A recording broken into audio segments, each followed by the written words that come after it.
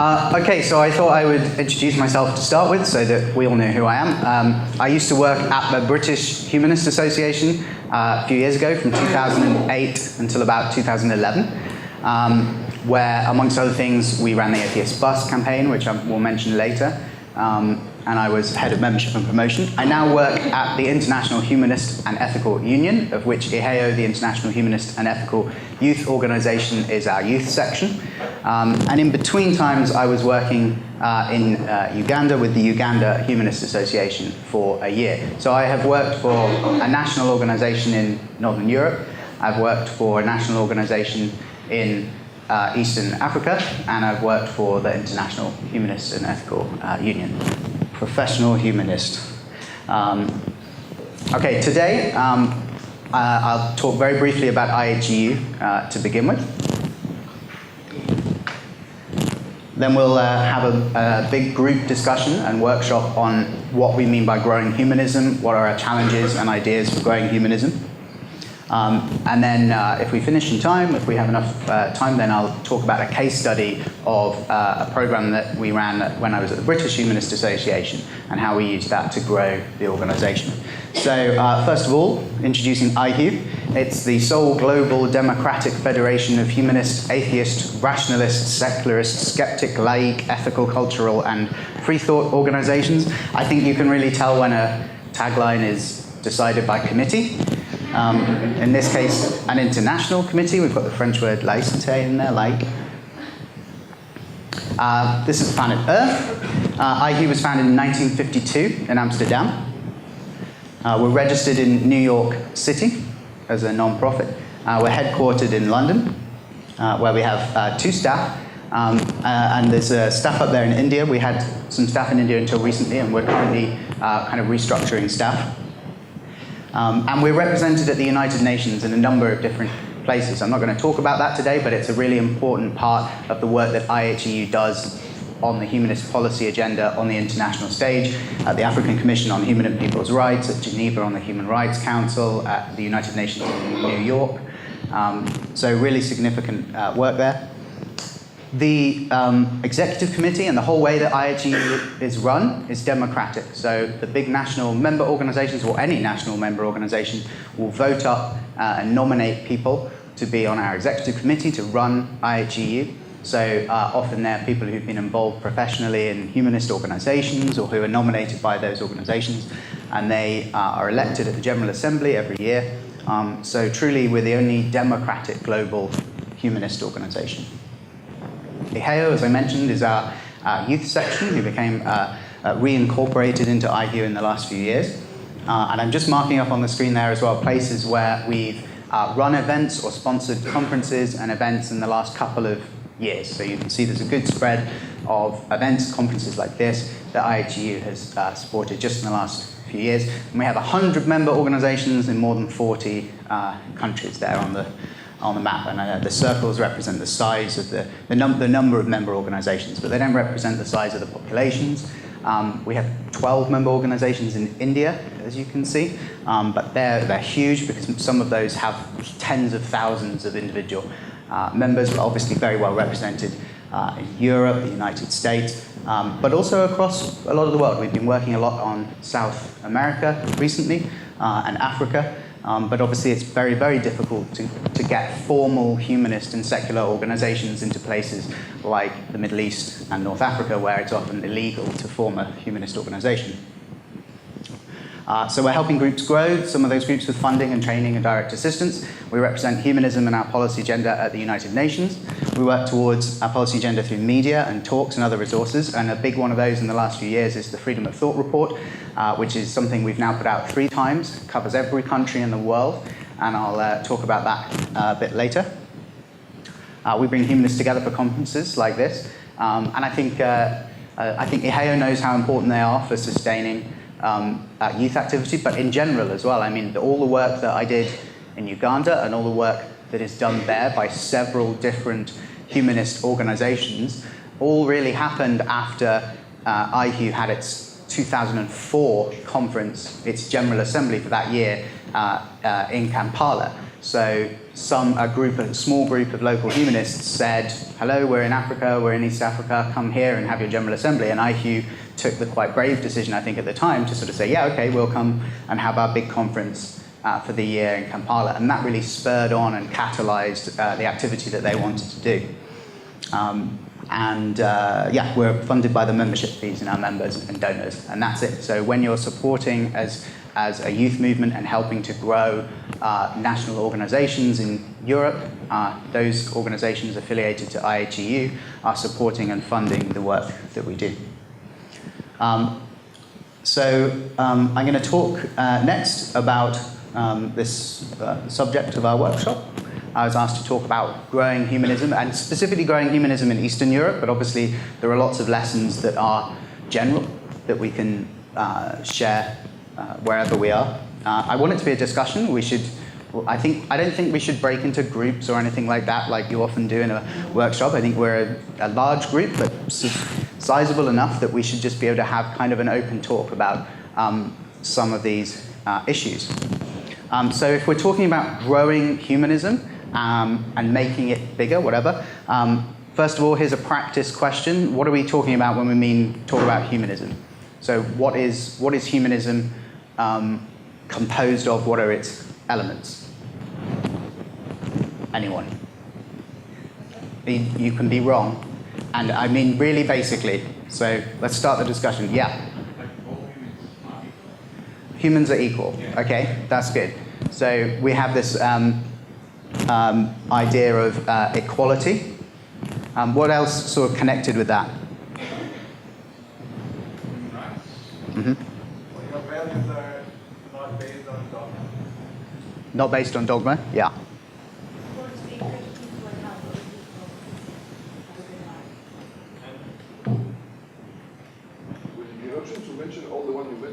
The free thinkers, the secularists, the agnostic, the rationalists. Okay, so there's a big scope of other beliefs and other elements that come in.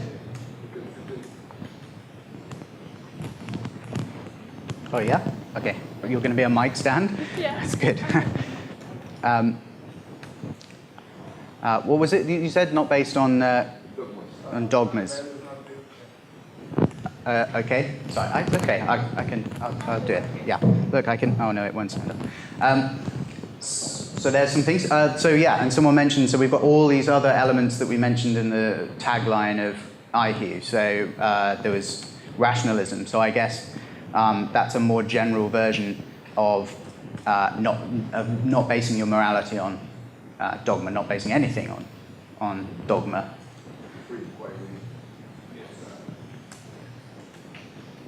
Free thought and free inquiry. Pardon?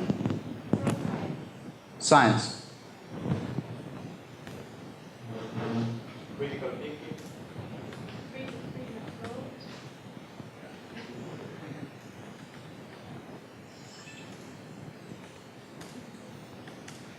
Yeah. You want me to type both? It's okay.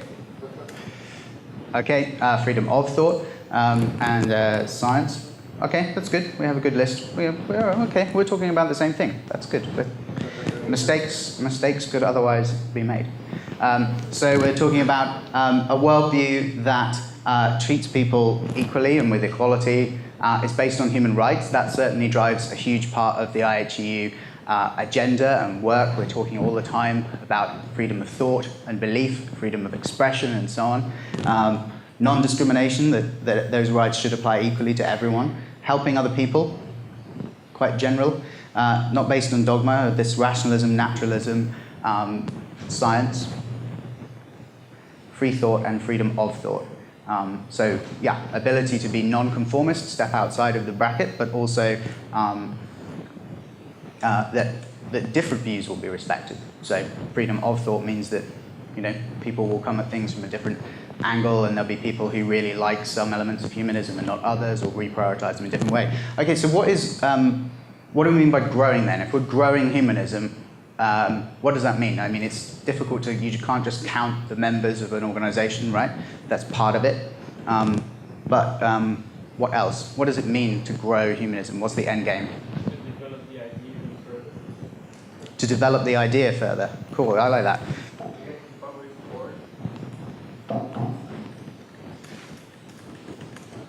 Okay, public support. Some things can be measured. The number of countries that support and agree with the human rights. Raising the awareness of society. Okay, so social awareness of humanism and the various things that come with it, I guess.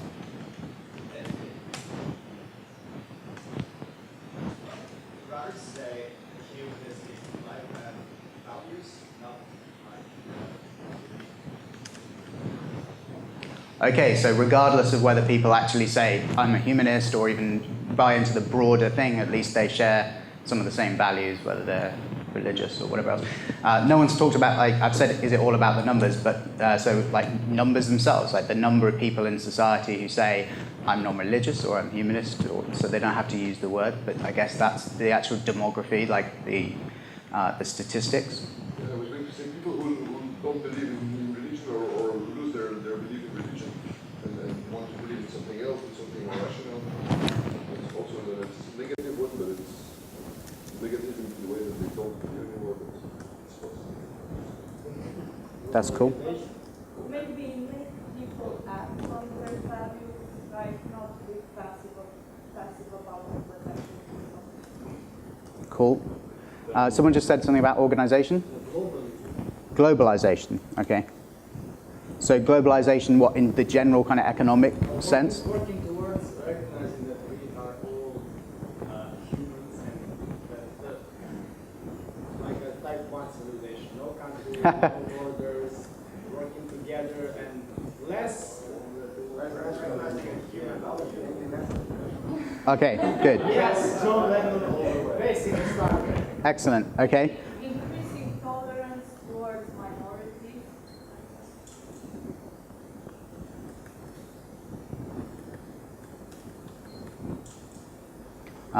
Cool, so maybe as well, And to provide a home for like-minded people. okay, so We are marginalized. so we've got things about people and society in general, but the actual like home for humanism, so NGOs, our humanist organizations, like ASUR and AUR. So they need to be strong. I guess as well, like, and relating to that last point is going to be like our capacity. So there might be lots of humanists starting to come into the movement, or people becoming more secular in society at large. But there's also something about maybe our capacity to change things. Like, do we have a public affairs team in a country that's working on kind of policy issues that humanists tend to agree on and share? So something like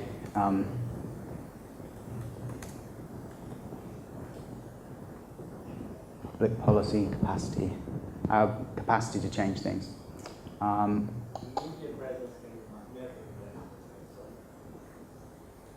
Media presence, yeah. So I guess that's related, but slightly different from this as well. And something, yeah, you can measure. Count the articles, count the column inches that you get. Pardon?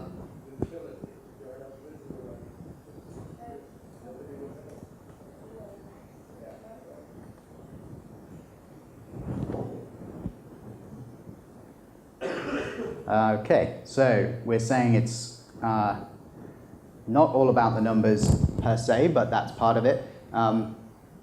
Something about developing the idea further. So, like, I like that. So I didn't really think about that in advance. So growing it in the sense that there's a growing understanding of humanism. Yes, got it. And our understanding of it itself, like as a philosophy, like which things are integral to it or intrinsic to it, and which things are merely kind of incidental and don't necessarily come. Pardon? Yeah, I like that. I'm going to stick with develop because I've switched back to the presentation, but I like it. Public policy capacity, our ability to make change, and our media presence and visibility related to that. The number of countries that support human rights and secularism in general, I guess. Is there broad public support? is there some sort of education? So I guess we have some countries where there is a general understanding of like non-religiosity and secularism and humanism, and there are countries where there's very little understanding, or where taboos kind of come in on top of that. Demography, secularization in general. So if you do the census, how many people say they're non-religious? How many actually actively put something like atheist or humanist in that box? Is that even possible in a country? Would be another measure, I guess. So it's the actual demography of the numbers, but then in some countries in the world, you can't even do that. In Indonesia, you've got to pick one of 6 religions, and that's it. You can't say you're an atheist. So I guess that would be a sort of a measure of like the failure of the system to recognize. And that general level of, are we heading towards a sort of global civilization in some sense? And there we run into difficulties, right? Because people object and say things like your values aren't universal, or this globalism is oppressive. So you have to kind of try and work to kind of present views and values in a way that... One barrier at a time. Yeah, okay. One problem at a time. Language first, communication. Let us see that we're not so different from each other when we live thousands of miles apart. Sure, sure. And I guess, but we also have stuff about like tolerance socially. So there's got to be some idea that there's got to be some kind of global agreement and consensus, and we like consensus on really key things like what is a human right or not, what values should a government and a society be working towards. But also, if we've got tolerance, that means we've got difference, we've got diversity. So I guess a humanist world, it would be weird if it was completely homogenous and the same, and everyone had the exact same views. There's going to be difference around the edge. I think more Deep Space Nine than Star Trek Next Generation, I don't know. Okay, and is there a home for humanism? Do we have NGOs? Do we have humanist organizations? Are there people whose job it is to advance this? And there's going to be pros and cons to that, right? Like having organizations means there's people whose job it is to get stuff done, like IAGU going to the UN, or the Romanian humanists campaigning on making things change at the national level, of changing education and so on. But we're humanists as well, so we don't like to be led around too much. So we want democratic organizations that are transparent and people can be part of them, I guess, and not feel like they're just being led around by the nose.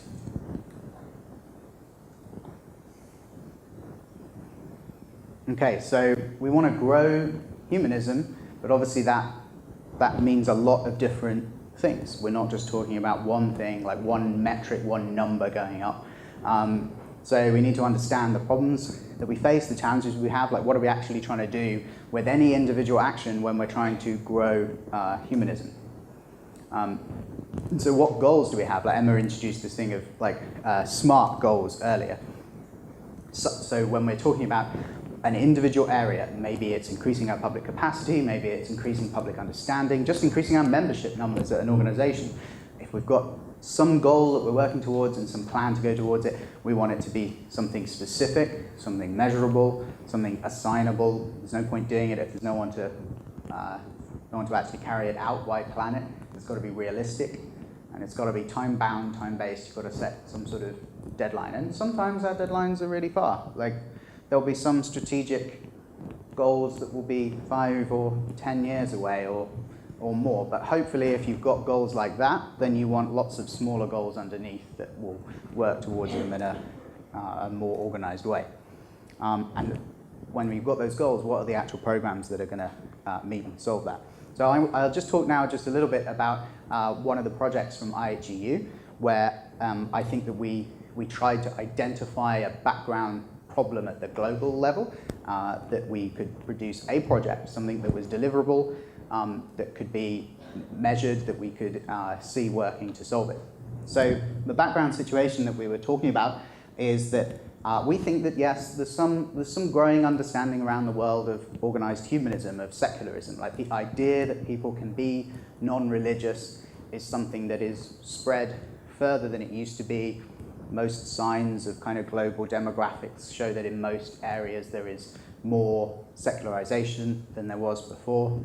However, that very growth, that success, entails a backlash. We've seen a lot of problems, and the most recent Freedom of Thought report focused on, this is the president of Malaysia, who said last year that humanism atheism and liberalism was a threat to the state, it was a threat to Islam, so really sort of scapegoating humanists.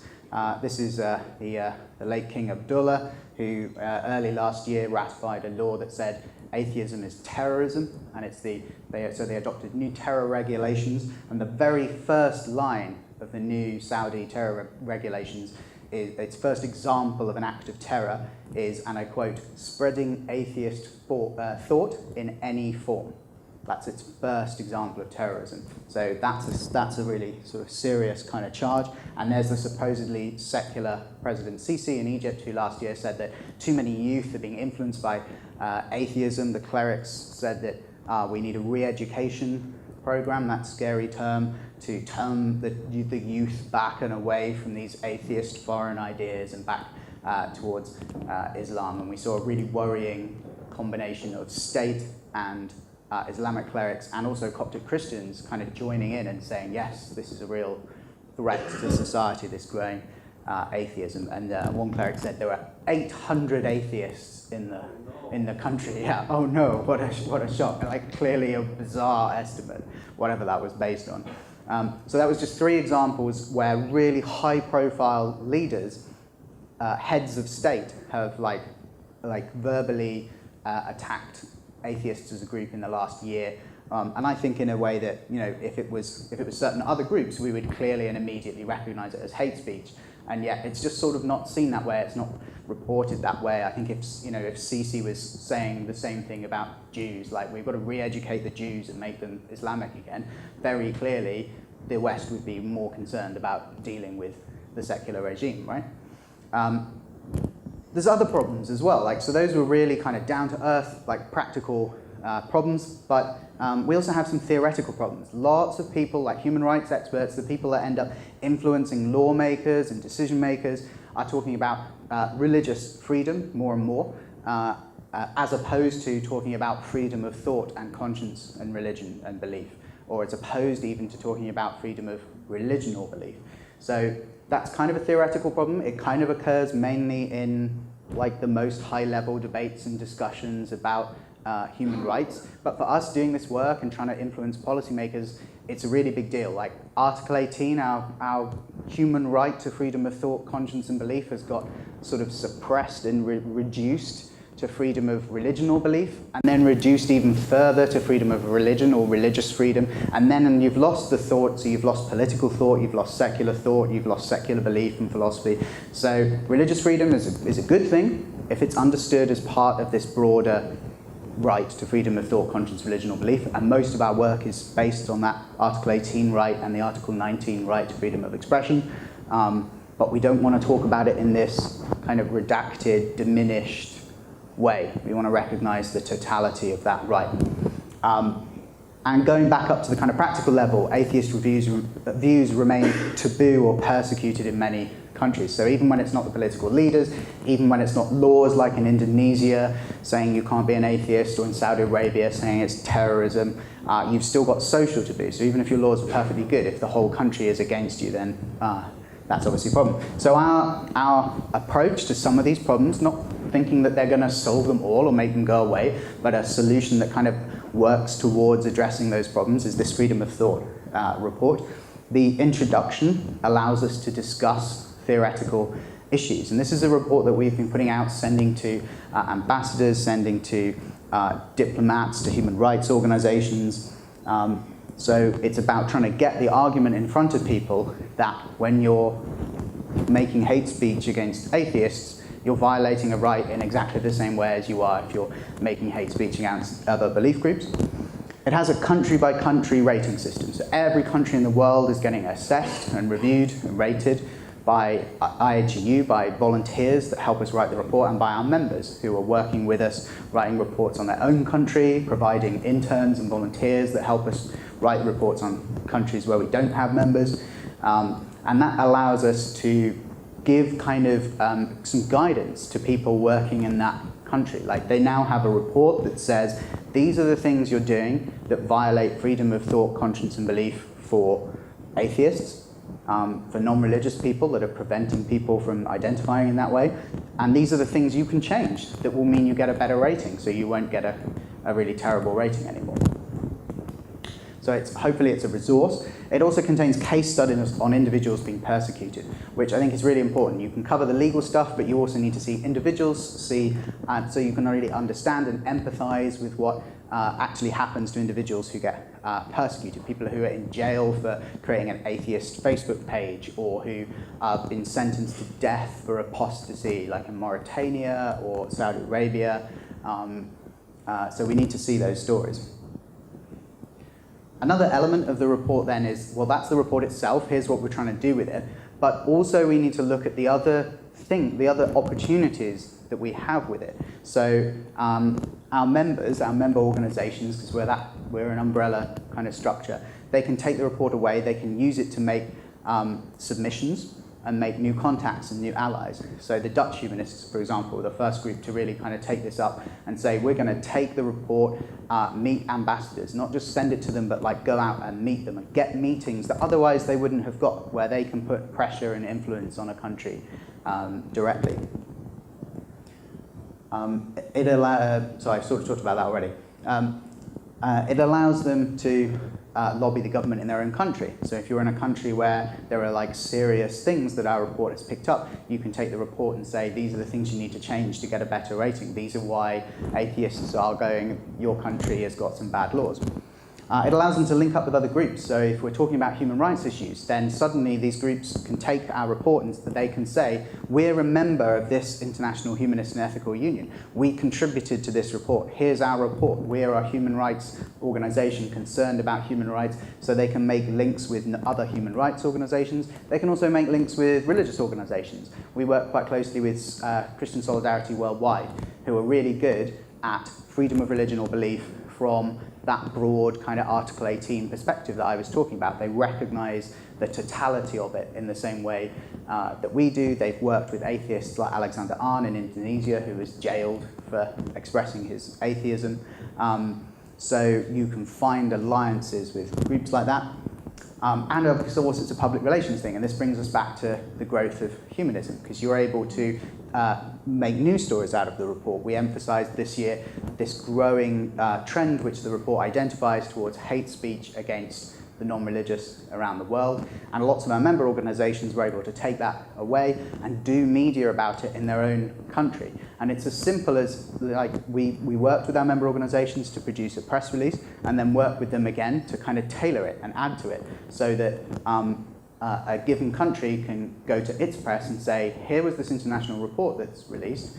The Swedish humanists or the Belgian humanists, we were part of that, and here's our comment on it, here's our thought, and maybe how it relates to the countries that you have the closest relationships with, the economic ties with.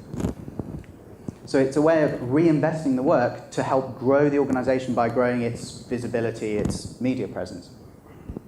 Okay, so that was the problem situation that we were looking at in the world, or the particular set of problems, and a solution that we thought was going to help us work towards those individual problems. So what is the problem situation in Eastern Europe? And I guess, I mean, there's lots of people here from Europe, Eastern Europe, Northern Europe, Southern Europe. So we're from all over. This was the title we had, but I think we should be prepared to treat this as what's the problem situation in Europe as a whole. But if we can kind of focus as well on Eastern Europe, problems that are specific or general is fine.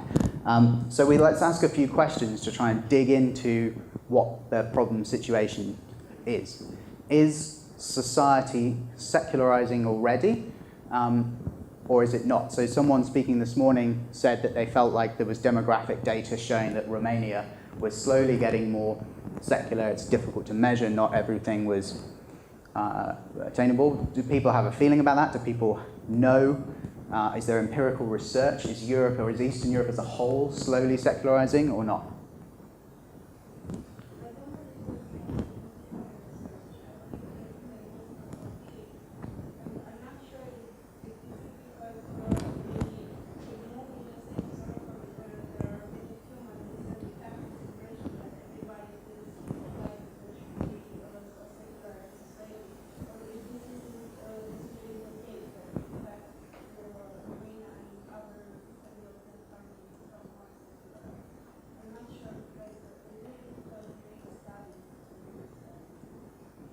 Okay, so our own perspective makes that difficult to measure when we're coming from a humanist organization, or even if like a lot of our friends are humanists and that's tempered where we're hanging out.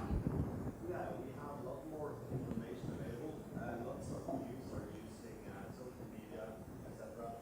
And from what I've seen, it seems like generations, their 20s and 30s, are a lot more secular, just like the round we had earlier, than the older generations. So I believe, yes, we are having in a change. We are getting more secular, and we are soon to be a generation who will also be in charge of the country. I believe that's will be when we are seeing big changes. Okay, good.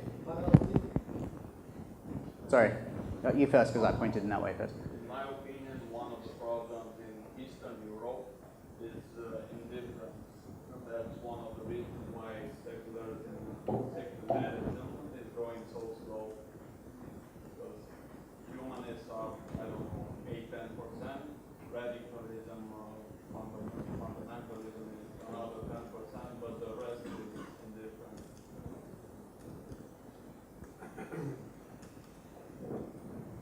Okay, I think that's a really good point. Like, I can think, like, from my time at the British Humanist Association when I was much more up on kind of national affairs, one of the sort of real frustrations was you could do surveys and talk to people in the streets, and you know that like 75% of the population agrees that there should be no state funding of religious schools. And when you talk to them about it and go, it's bad, isn't it? Like, the government's giving money to religious schools as if they were just fine, even though their admissions are discriminatory and they have exemptions from the curriculum and so on. And people agree, and they can get quite passionate about it. And yet, it's not a vote decider in the way that it may be for like a real churchgoer. Right, so there can be too much apathy, too much passivity, and it's not something that will actually make them change their vote.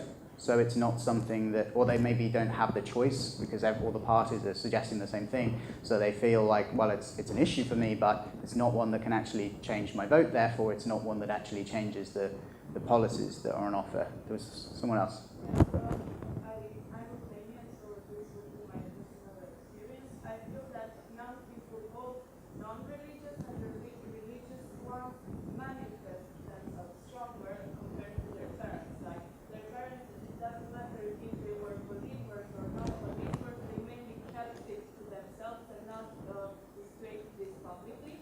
But younger generation, no matter if they're believers or not believers, manifest much more radically in their belief or their non-belief. Because I have seen in recent years, for example, in my city, anti-abortion campaigns, and that has been a premiere, like it never happened. But in the same time, I see that there are more and more secular and humanist people that are also having their projects. And so I think that, yeah, they're much more active. Okay, that's good. So there's an opportunity there. People are being more radical on our side or more expressive on our side, but it's also a worry if everyone's just getting angrier and more passionate. Okay. It's more polarizing, I guess. Sure. So I think kind of what I said goes against what you said. Sure, but no, that's good because it doesn't necessarily go against it. There's different countries in Europe, and there are kind of trends and counter trends, and so there can be individuals. Like if 10% of the population could be getting more expressive, more radical, more keen to speak, and 90% could be getting more apathetic. Like that's not incompatible at all. And they're both different groups of people, so they're both different opportunities and different threats. Yeah. I want to add to what Raluca was saying. I think this is true for all Eastern Europe, not only for Romania. It's a post-communist effect. Like in the first decade after communism fell, it was sort of religious revival. And like in the last years, there is a humanist revival in Iran, the backlash against the religious revival. So this is how I see this thing. And about the previous phrase about radicalization, I think it's, from my experience as an owner of some Facebook atheist groups, there are a lot of radical atheists who reject humanism. So that's a problem between us. Okay, so post-communist effect leading to revisionist survival, and I guess also like taboo against atheism, and that's something we might come back to under another slide. And then rejection of humanism per se, or By radical atheists, especially those who are recently converted to atheism. So you have a tendency to be more militant when you just abandon religion. okay. So humanism, just like atheism, there's different flavors and different kinds of people, and you might get kind of like, you know, atheists can be, you can be a nihilist atheist at like the absolute extreme, and there's no point to human affairs or whatever. Then you're clearly not a humanist. So that someone like that would reject it, or someone who's very against any sort of, like we talked about, tolerance and humanist values and so on. So that would be a problem. Yeah. This also ties into what previous speakers of the day said. They say, well, nowadays politicians reveal themselves in things of traditional families, traditional values, traditional Christianity. If you look at the 60s, or maybe it's hard to compare to the communist situation. But that's when things like sex and social issues became political. So politics stopped to be only about money, but started to incorporate things like family life, started to incorporate things like sexuality, became part of political identity. And now the opposition to that has emancipated. So now it's their turn to start using religion and the family and the homeliness as values in their campaigns. Okay. Yeah, one more.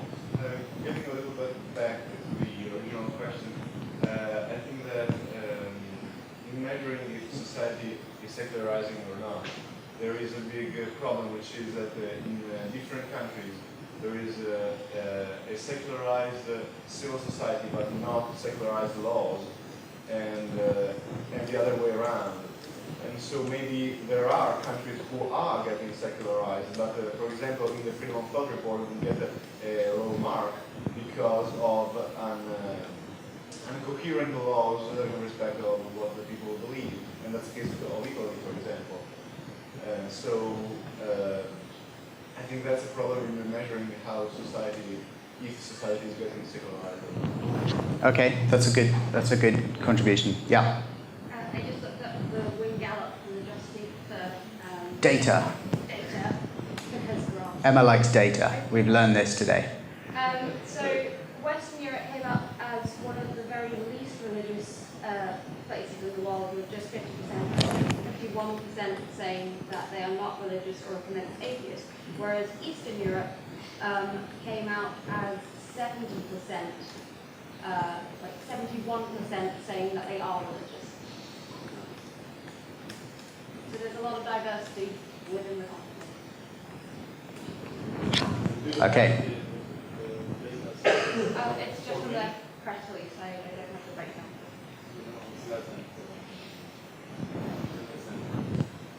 Okay, so I think you're right that we sort of stepped slightly outside of just talking about the numbers there, but we're asking, is society secularizing already or not? We think, yeah. Oh, sorry, I didn't see. Were you like this and I'm... Yes, I would like to mention a very specific situation in Russia. And it is a very worrying turn, because from the beginning of the new millennium, the main general tendency was to integrate Europe, to adopt all these human rights and values of Europe. But just of a sudden, in 2014, it made an opposite turn, and now Russia demonstrated their muscles, try to present itself as a superpower, and they try to color it with a religious or pseudo-religious terms. They try to present Russia as a country which wants to save Europe and the rest of the world from the sea. Yeah, and we've just seen very recently, obviously, maybe beginning with Pussy Riot, there was that kind of real kind of pushback of a few people trying to make a kind of secularist argument, getting really badly kind of pushed and suppressed down. And I saw last week or the week before, having had so many, from a human rights perspective and a secular perspective, people have been criticizing Putin's relationship with Kirill and the Russian Orthodox Church really strongly, and then the Greek Prime Minister, who's openly, I think it was the Greek, is openly atheist, came and met with Kirill, and Kirill said, now you must remember that religion is not a political football. So real kind of hypocrisy there on the part of a church accused of, siding with the Putin regime. Okay, so that's an important point, this wider issue of the universal values of human rights and their interaction with some states who have turned opposition to them into a kind of nationalistic dogma, nationalistic push. Well, it's also important to say they have a blasphemy law over there in Russia. And recently, 2 weeks ago, the director of the theater got fired to face that law. Yeah, I think he actually, the court case was a local court case, and the theatre director was charged, went to court, and that was thrown out. And they said, this isn't blasphemy, this is stupid. And then the culture minister came in and said, but we're going to fire you anyway. So it moved from the local to the national level very quickly. Okay, I'm going to move on to the next sort of area and question, because we've been talking there about this generic question of how secular is society, but we've kind of touched on other questions as well. So another question that will help, what is, I mean, in a way we've already done this a lot, so what slows down humanism growing from country to country? Well, pardon? Clericalization. Good, okay, so places like Russia, where there is a sort of, and Serbia, okay. Think Russia, think Serbia. Pardon? Bad education. Bad education. Yeah, okay, very good. Very secular states, because in the constitution it's written they are secular, but in fact they are not. So until young people get power, it's the churches that are renovated, not the schools. Say that again, sorry. Until young people come to power, it's the churches that are renovated, not the schools. Okay, so there's a generational issue, but we don't kind of just want to wait for everyone to die and then, okay, come up and replace them. In some nations we're regarded as politically humanized, seen as people who worship Satan or whatever. No, Okay, and that kind of came up a bit in what I was saying before, and in Eastern Europe in particular, we've got this post-communist kind of conflation and connotation of atheism with communism. I think it's quite interesting as well. You can compare what the guy from Accept Romania was saying about how gay people are perceived and how the non-religious are perceived, and that's obviously not just true in Eastern Europe, but most of Africa, South Asia and stuff, like to varying degrees, of course, but a huge problem. And very often you can compare like the LGBT rights situation and the atheist rights situation. It's just that in a way the latter is still smaller. It's not talked about and recognized as much. There's so many hands up now. Yeah. Growing and internationally organized opposition. Yeah. This is something we face really badly at the United Nations, where you've got now huge coalitions of groups all campaigning on family values and so on, and saying, oh, it's all about the family, when actually all they mean is we hate gay people. And they just keep bringing that same argument. Yeah. Yep.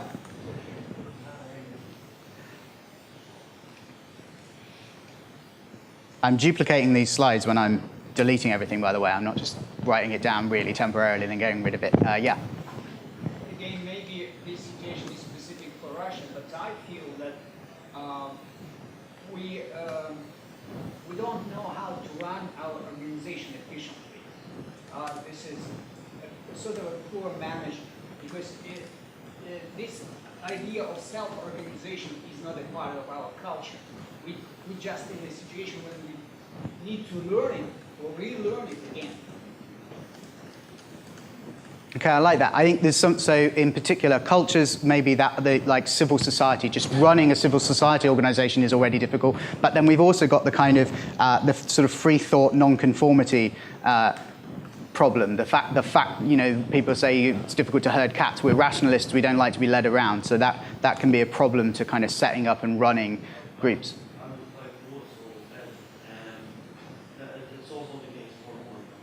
For where? For Malta. Okay.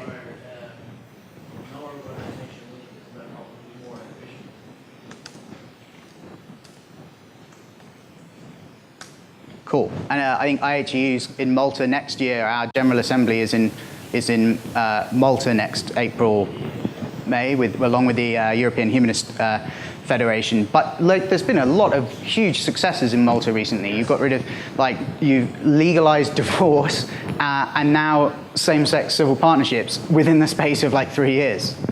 Incredible kind of social change. Of course, it's not all you. Yeah, I wasn't bigging you up completely. Yeah, at the back. Yeah, I would say postmodernism, because it's important humanist values, such as truth, objectivity, rationalism, and they framed as very Western imperialistic values and put in a bad light.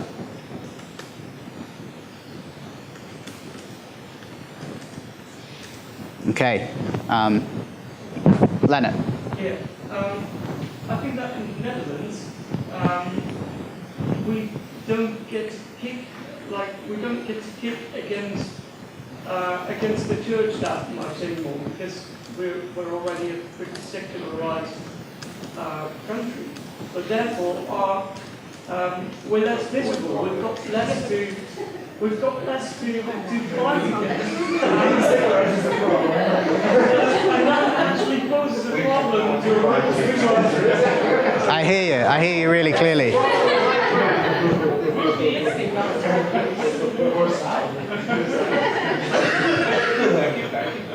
Keep it. Okay, fine. Yes, you. The lack of awareness in the general population, they don't know the idea.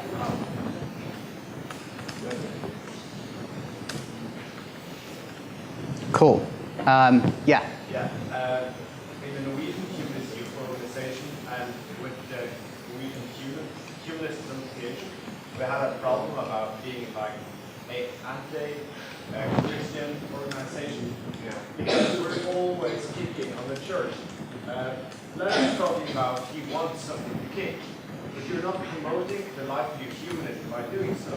Mm-hmm. Okay, I think that's a really important problem because I've seen a lot that often gets discussed is the campaign phrased too negatively, and often the kick side of that, and I think we often don't recognize it as the reverse of it, is that often when people do try and talk about things in very positive terms, it gets very wishy-washy. It can be quite, you go we're against discrimination and for this, and very often when you're trying to be positive, the first thing people do is say so what do you actually mean? What are you actually going to want to do? And then you go, I'm against religious funding for faith schools or something. Yeah, and the thing about doing so that of course you get your members, join the organization, but you got not members who want to, and after a while, you need more people, and you need to promote something that more people also recognize. Cool. Okay, that's good. Yeah. Also things like the blasphemy law that some countries want to pass, that's also extrapolated to here, because single people want those blasphemy laws because they're scared that there will be more terrorist attacks. Yeah. I think failure to provide something that kind of only religion provides in many parts of society. Warm Palestine. Yeah. Among other things.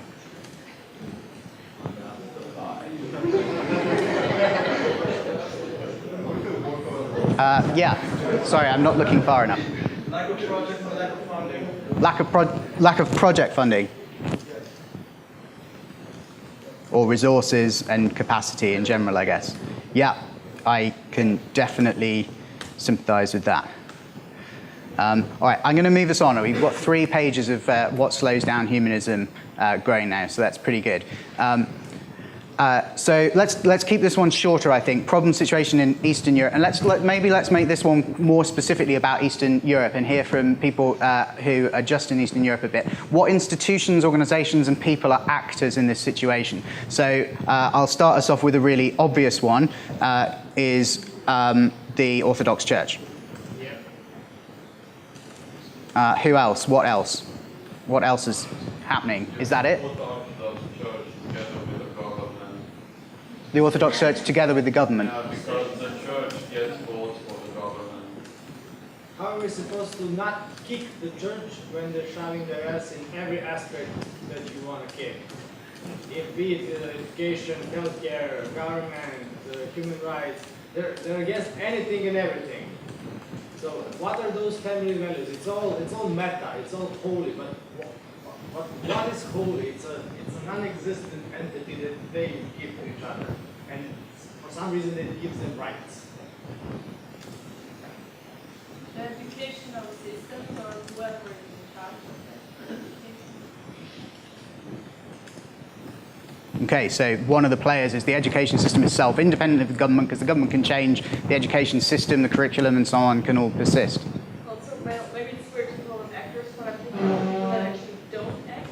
So, for example, all the people who are atheists, but they still stay in church because they're too lazy.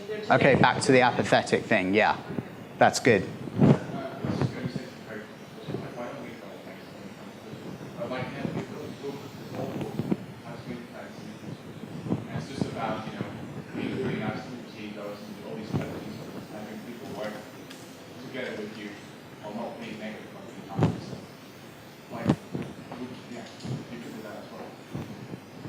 Okay, so some sort of, so we're talking here about the actors, so I guess particular resources, so maybe some of that, so well I guess, so an actor we haven't talked about is ourselves.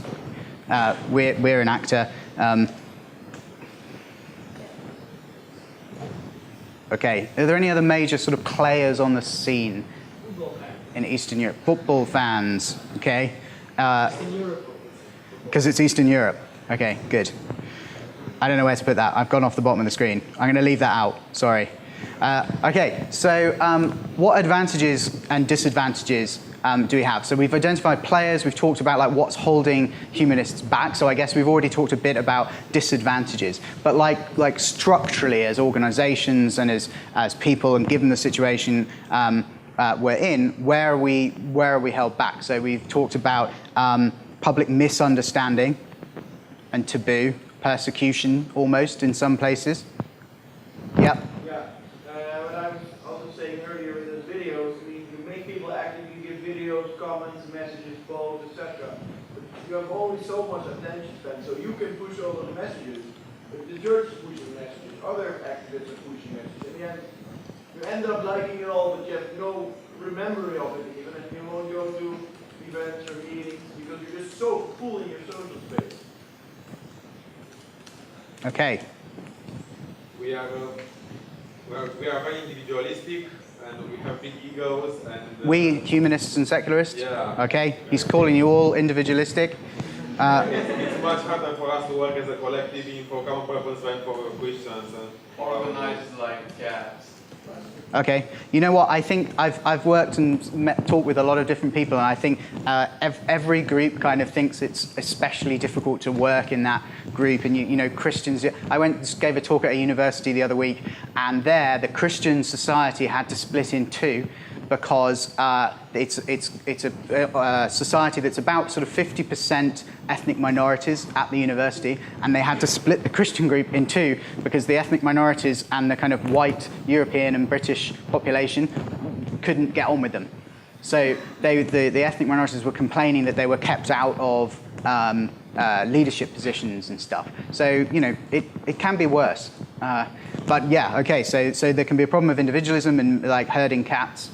The less tolerant are using our tolerance against us.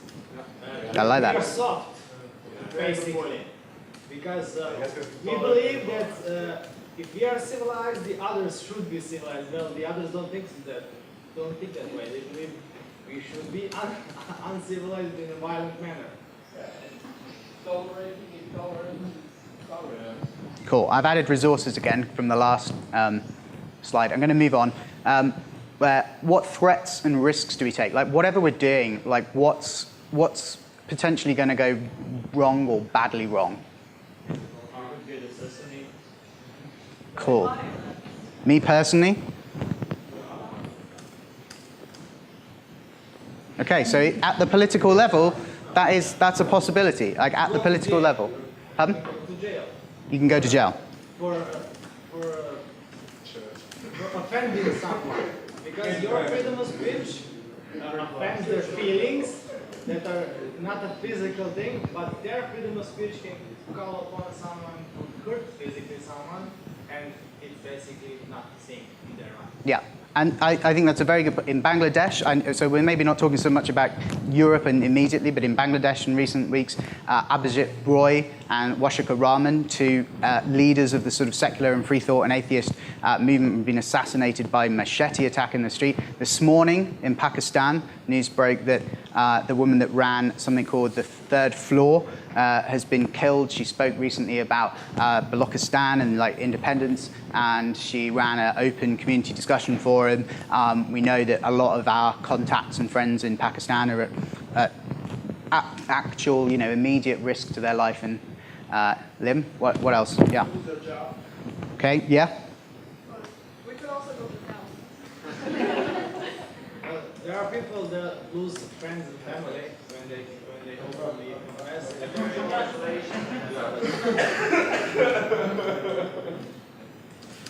Social ostracization. Yeah, she ostracized. Cool. Yeah. Ostracized. Oh, you might do. Okay. Anything else? You're forced to do something that, like religious education. You're forced to listen to it even if you don't want to. It's very great religion. Okay. I guess as well as a sort of there's the You can end up like right, but Yep.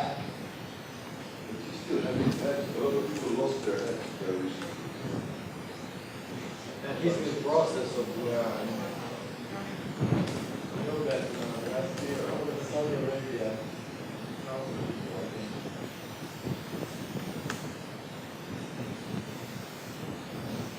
Okay.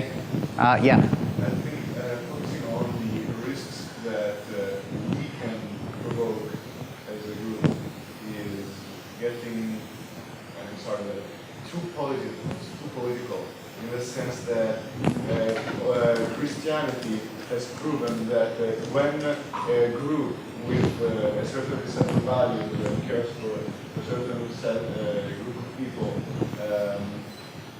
gets too much into politics, then there is a backlash for that group. So I think that yes, more active politics, but not too much, because, for example, in Italy we had 45 years of the Christian Democratic Party, and now the religious discussion is out of the political discussion, and that's something we don't want with humans. Yeah, okay, that's good. I'm going to move on to the next question. Okay, opportunities. What doors are open? What are the situations that we can actually just take advantage of because they're there anyway? None. Most religions values share the same values. So instead of just going against religious and non-religious people, you can actually work together for common cause. Yeah. So I mentioned working with Christian Solidarity Worldwide. We work with people like Catholics for Choice at the UN as well. So we've got a risk from those organised blocks of kind of socially conservative religious groups, but also an opportunity of working with the more liberal groups or progressive groups that we share be with anyway. Legal mechanisms, because all the countries in Eastern Europe are subjected to the Convention of Human Rights, you can focus on it and stuff like that, and every state violation of secularism usually means violation of specific rights. So we have the international legal mechanism Excellent. Yeah. I think we live in an age of technology where we can use those democratic tools instead of having to go through like publicly controlled media or something. Yep.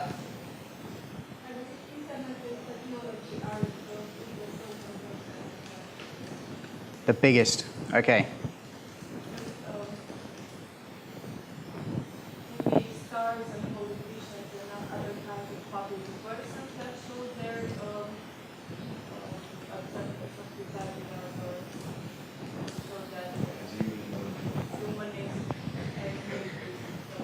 and Okay, so well-known figures, leading politicians, for example, writers, scientists, people, humanitarians, people that will agree with us. Okay, I'm gonna move on.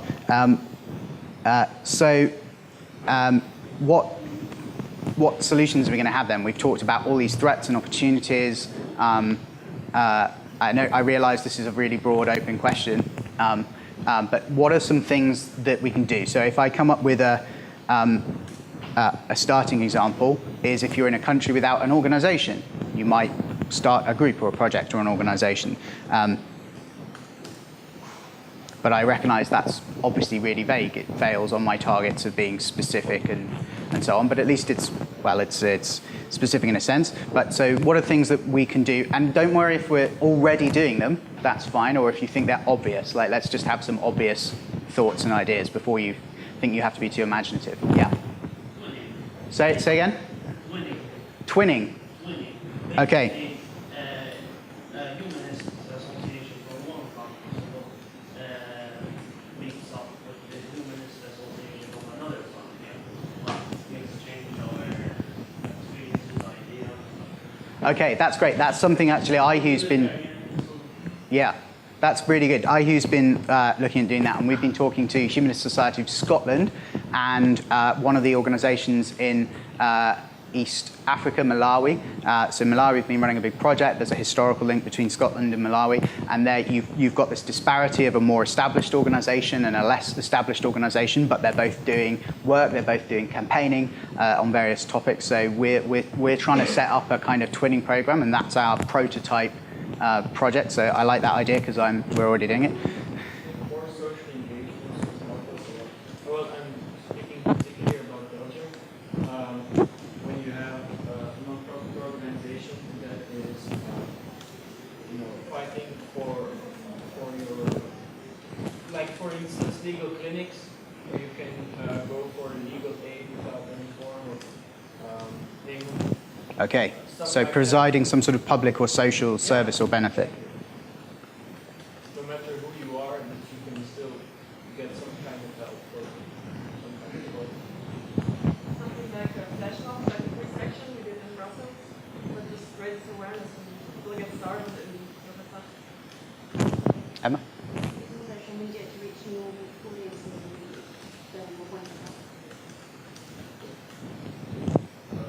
Publishing books for you, like with information that children book for children, and it's translated in so many languages. And now we are sending that book to Humanist school in Africa, in Uganda, Catholic school.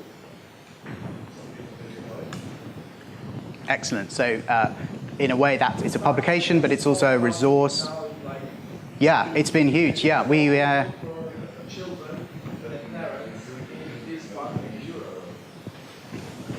Excellent. Yeah. So starting a local group with regular meetings.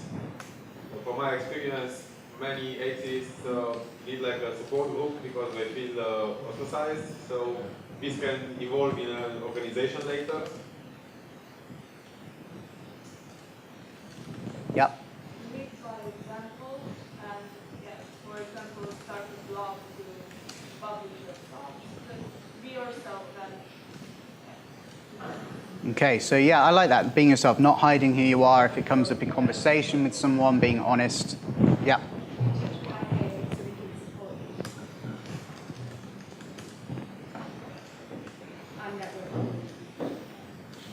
Yeah.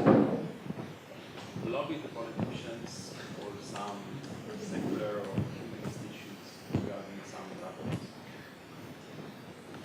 Excellent. Yeah. Martyr. Martyr? You want to be a martyr? You say some random shit, Leonard. What? Martyr. Like, to rally around. Okay.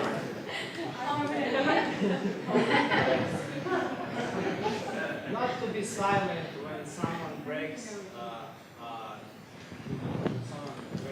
right. Someone tries to I like that. even if you're looked as an aggressive, at least let them know that you won't shut up. You won't decide. You won't let it pass for nothing. Excellent. I like that. Don't stay sitting down when something's going wrong. Yeah. Being a humanist can be a little bad for your love life, so I suggest that perhaps you would start a humanist. Excellent. I've not heard that before. All right.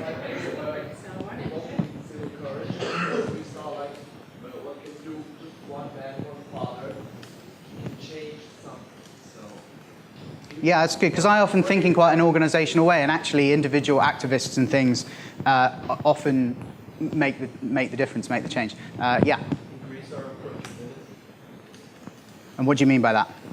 Often people are intimidated because they tend to hear about humanism in a very intellectual debate, while, for instance, if someone would walk into a philosophy class, you tend to be overwhelmed with information, and I think we tend to do that a little bit.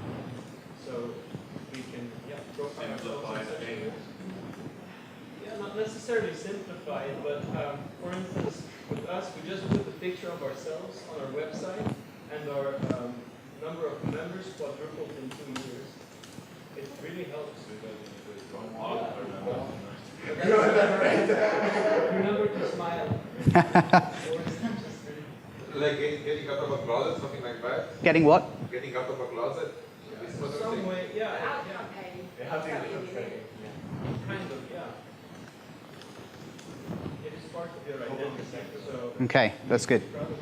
All right, so there's a lot of ideas there. Some are more concrete ideas that are more specific. Some are more general. I want to wrap up this section and then really quickly rush through the third thing I was going to do, because we've got like 10 minutes left. I think it's important, you've generated a list like that, and if you go through this process, and like anyone can take this presentation away, use some of the questions to try and formulate ideas. The first thing you're then going to have to do, if you've got a whole long list of stuff like this, is kind of prioritize them, think what's important, what can actually be done, what's most urgent. Like if one of your problems is the country's on the brink of revolution and then we need to work on that as humanists, then like if you were in like Hungary or that you were facing like major kind of political crises, maybe that would be your thing to work on.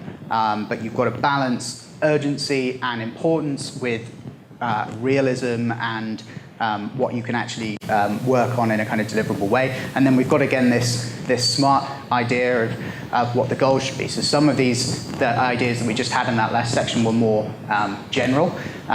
Being specific and saying, like, what are you actually going to do? Like, we do a lot of things like grant funding applications at IHU. So you'll get different projects from all parts of the developing world applying to funding from IHU to support the projects. And one of the things we try and make really clear on the application form is you've got to be specific. Like if your project is to empower people, that's good. But if there's no detail on what that means, then it's really sketchy. So avoiding kind of sketchy, vague terms, which can be good. Sketchy, vague terms are a good way of like thinking like strategically, what are our values, what do we want to do? But then when it comes to thinking of goals and the projects, you've got to get more specific.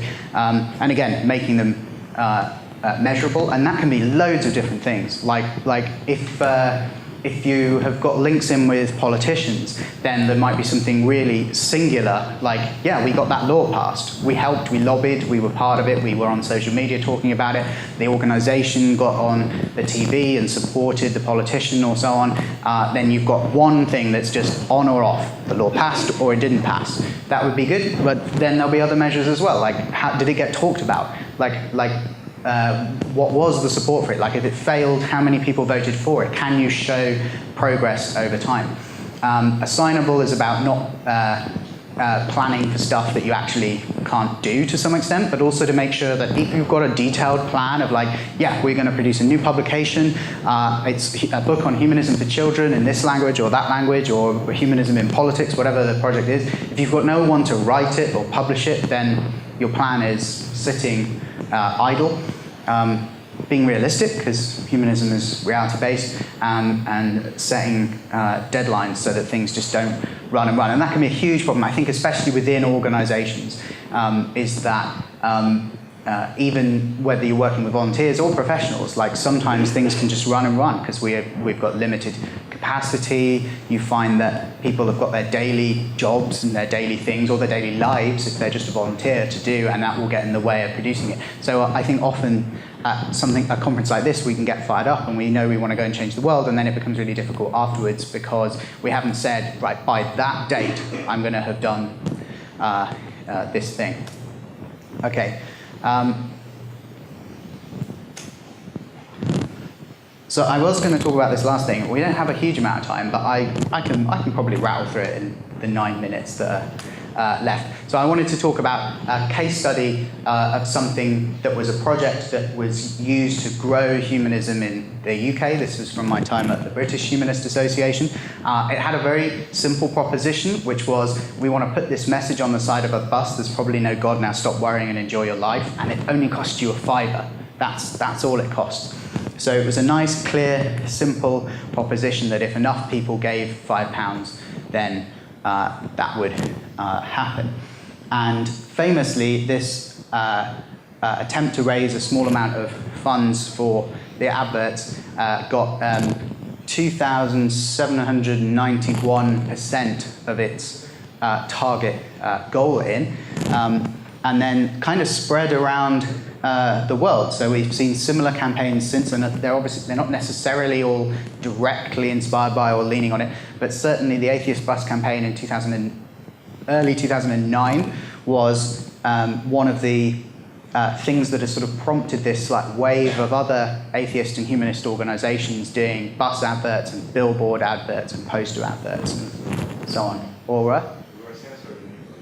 Yeah, so UAAR tried to run a campaign that was censored. A few other countries had censorship problems. Even the BHA tried to do a follow-up campaign, and they were denied permission to put the posters near trains, but they could put them on other places. So it hasn't worked everywhere, even though people have tried, but even trying was enough to generate some media coverage and a discussion about why that was the case. There's another one, why believe in God, it says on the Christmassy advert there. That's probably a bit small to see. And it's a huge campaign, and it's ridiculous. Sometimes you have no idea what's going to catch on and be big and go viral. The Atheist Bus campaign Wikipedia page is larger than the webpage for the entire International Humanist and Ethical Union, and probably for most individual humanist organizations. It got a lot of media attention.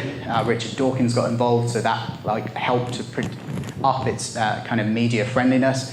Fox News mocked atheists putting ads on buses when it went to the States, so it kind of played into the kind of culture wars in the US.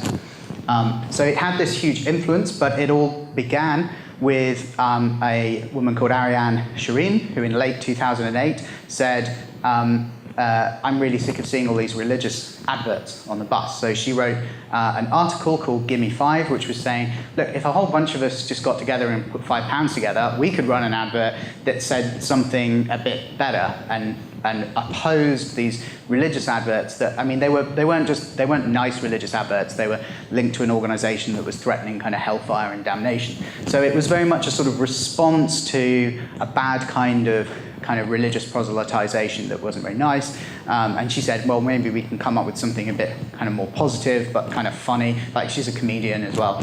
And there was some talk about this. Like, she just wrote an article and said, give me £5, everyone. But she didn't set up a mechanism for it. She didn't create a way of actually doing that. She just sort of said, wouldn't this be good? Wouldn't this be funny? But different bloggers started talking about it. The first person kind of suggested, like, there is no God, get over it, as a sort of different quote. So people started talking about the caption suggestion that she had, like mocking up buses with what it might look like if it was actually done. That was a blogger called John Worth there who set up this pledge bank. So he was like, let's actually do it. Let's create it. Everyone give £5. Pledge bank was a kind of early social media giving tool where you can say, I will give £5 if a whole bunch of other people will, and pile in. But this first attempt actually didn't work. So the Telegraph there reporting atheists fail to cough up for London bus stop. The Telegraph doesn't like atheists very much. So they used this as a sort of way of bashing atheists and say, look, it didn't work. The pledge bank thing didn't work. Which I think, looking back at it, isn't that surprising? Like it's not a very pretty sight, pledge bank. It's the sort of thing that's been improved on a lot since then. So then John Worth came to the British Humanist Association, and the British Humanist Association got the Richard Dawkins Foundation involved. So suddenly it became an organisational thing, which obviously not every successful project has to be organisation-based, but in this case, we were able to bring in a designer and more publicity, get Richard Dawkins involved himself, because he's a distinguished supporter of the British Humanist Association, so whoever it was that was talking before about getting celebrities and big names involved, that obviously helped with the media for that. And suddenly we had a mock-up of what the bus would actually look like. It wasn't just, black letters on a white background. It looked real. So this was a very organic, very democratic process. Although it kind of took organisations getting involved, even those organisations aren't exactly big corporate entities. So it never lost touch with the fact that this was just one woman's idea, and that one blogger thought, yeah, all right, let's do it. And then one small kind of fringe organisation said, yeah, we'll try it. So it remained democratic. It remained kind of transparent because we were able to talk about it. The media were interested in it. So it was never a black box. It was like, we'll try it, and it might not work. There was very little hidden agenda there. We didn't say, we're going to keep some of the money for some other purpose, for example. It was all just, you will give money, the ad will go on the buses. And it was kind of quirky. It was new, it was novel, and it was kind of a cheeky thing to do. So of those things, it being kind of plucky and cheeky and quirky and open, but also democratic, it involved a lot of technology. We were able to set up a blog for it in a matter of hours on WordPress, open source, completely free. Just Giving logo is the next one along there. They hosted the eventual donation system that you saw before, where it eventually got to £2,000.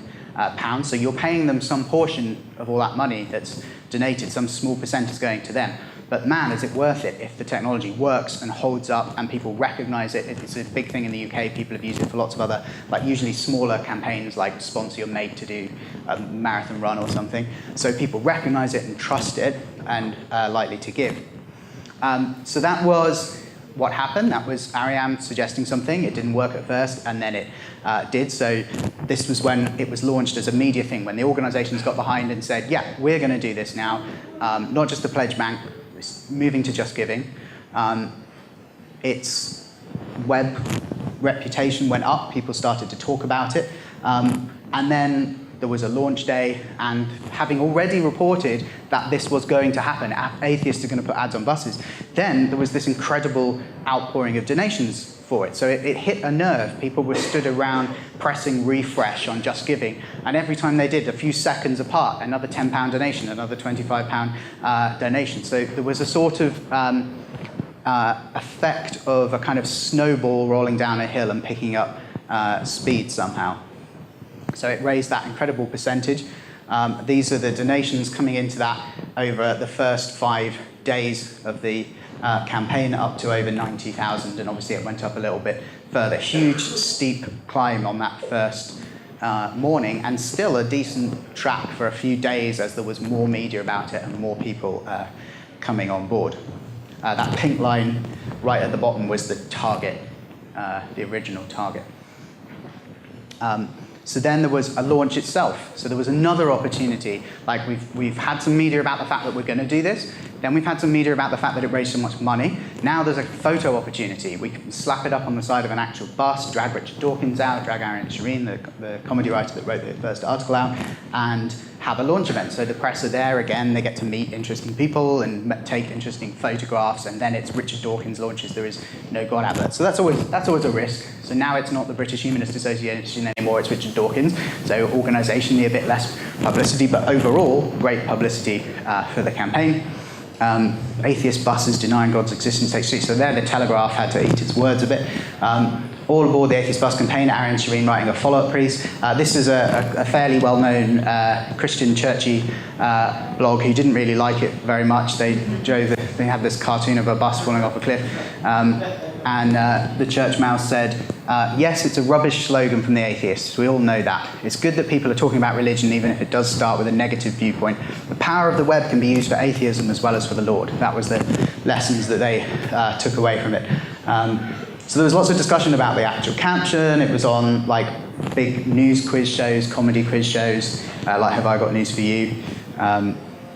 This is my favourite piece of like atheist bus technology and stuff that was around, because it wasn't us that did this. Someone just said, I'm going to knock up an atheist bus slogan generator, so you can type something in like I did there, hello European Humanist Youth, it says, and it will appear on the picture. So at the time, people were making their own versions and memes and saying, stupid ones, like funny ones, but also genuine like alternatives. Like, I don't like that the word probably is in there, or why doesn't it say gods instead of God? Like so funny things from like picky pedantry to like proper alternative suggestions, and then sharing them on Facebook and stuff.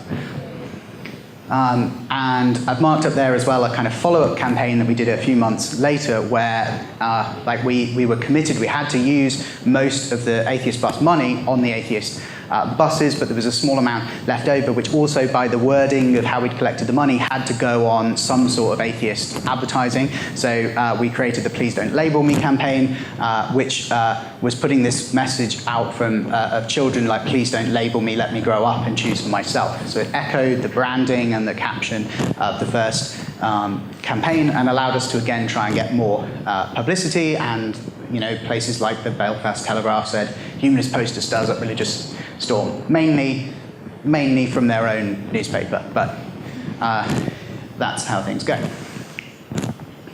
I want to talk about the money, because we're talking about growing humanism. Part of that is about the capacity that we have and the resources that we have. At the time, the BHA had less than £1 million income per year. Compare that to someone, just as an arbitrary organisation that's similar interested in human rights, like Amnesty in the UK, has something in the region of 10 million or more, probably much more now, but at the time, in 2009, something like 10 million. And I'm going to shrink both of those points right down so that we can see another comparator, the Church of England, with its approximately £5 billion of value. So this money on the atheist bus campaign, more than £100,000. That's a lot of money. And a lot of members and people would say, really, you're going to spend all that on the buses? Like, you're going to just blow it on adverts? To which there were a few answers. One is that, well, we didn't know that we were going to make that much. We were aiming for £5,000.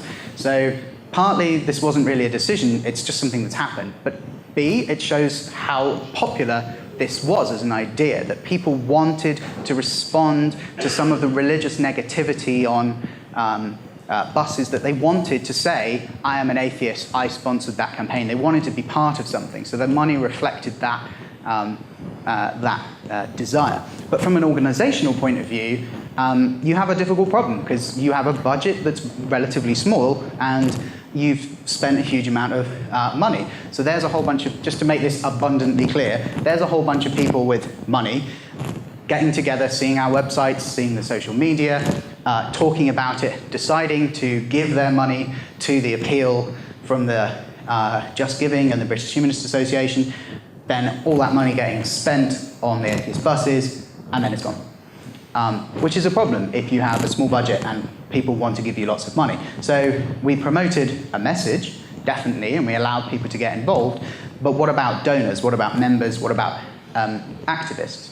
Well, even though we hadn't really planned ahead and said, this is how we're going to advance this particular campaign, this is how we're going to make something of it, there was a way to get back and to bring some of this in, to bring these people that gave money into the fold. Because having given us some money, having signed up on Just Giving, many of them said, I want to hear more from the organization. They've entered their address, they've entered their email address. They're now, in most cases, they said, tell me more about this campaign, tell me more about what you are doing. So there again are these sort of 4 points on the campaign map: the creation of it, the launch event, the follow-up, please don't label me campaign event. And here is a graph mapped over that of new members of the British Humanist Association. So even before any of the follow-up work is done, you can kind of see that there is membership spikes around each event on that, each media-friendly event anyway. The far left one, that looks a bit weird because the date there for the launch of the campaign itself, there's a spike of membership before it, but that's because the media covering it was before. So that's kind of an important point from this campaign. The actual posters, that's not what generates new members. The media coverage that came before that did. And just to sort of demonstrate that that's a real trend, if we sort of push that to the side and extend the data back a few years, you can see there a trend line of that's new members per month going up from about 100 up to over 300. Just putting the events back on the timeline there. So you can see that before this whole thing, they were regularly dipping below 50 new members per month, but afterwards, it never went below 100 after the actual launch event. And that went on for a long time. I don't know what the recent membership figures are, but for a long time, it bumped the organization onto a whole new kind of plateau of members.